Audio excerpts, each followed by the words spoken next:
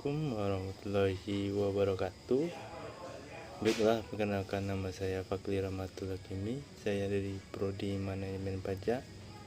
Di sini saya akan menjelaskan materi tata cara pemeriksaan pajak.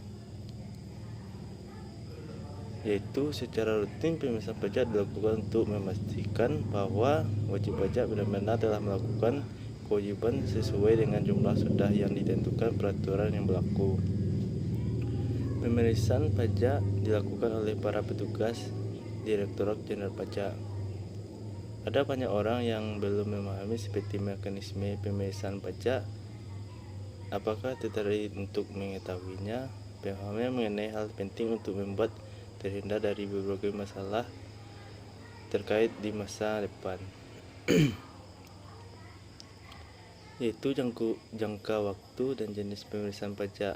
Pada dasarnya ada dua pemeriksaan pajak berdasarkan jangka waktu pemeriksaannya. Yang pertama, pemeriksaan lapangan. Pemeriksaan ini dilakukan paling lama 6 bulan setelah wajib pajak mendapatkan SPPL atau yang disebut dengan surat pemberitahuan pemeriksaan lapangan. Yang kedua, pemeriksaan kantor. Berbeda dengan pemeriksaan lapangan, jangka waktu pemeriksaan kantor dengan 4 bulan yang telah memenuhi panggilannya.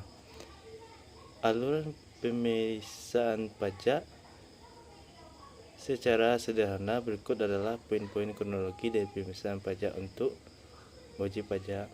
Yang pertama, penugasan dan instruksi pemeriksaan. Yang kedua, perencanaan sistem pemeriksaan. Yang ketiga, penerbitan surat pemerintahan untuk pemeriksaan. Yang keempat, pemerintah untuk meminjam dokumen kepada wajib pajak.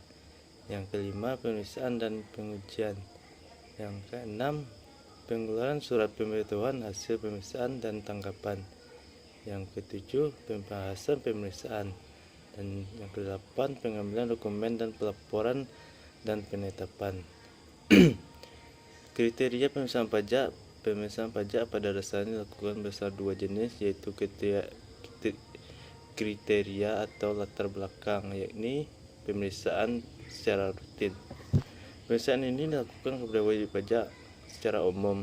Ada beberapa alasan mengapa pemeriksaan rutin dilakukan, seperti misalnya penyampaian SPT tahunan, wajib pajak akan meninggalkan Indonesia, melakukan penggabungan pajak dan sebagainya.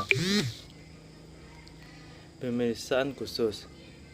Jika kantor pajak menganalisis adanya ketidakberesan atau ketidakpatuhan pembayaran pajak dari wajib pajak, maka petugas pajak melakukan pemeriksaan khusus dengan metode pemeriksaan lapangan.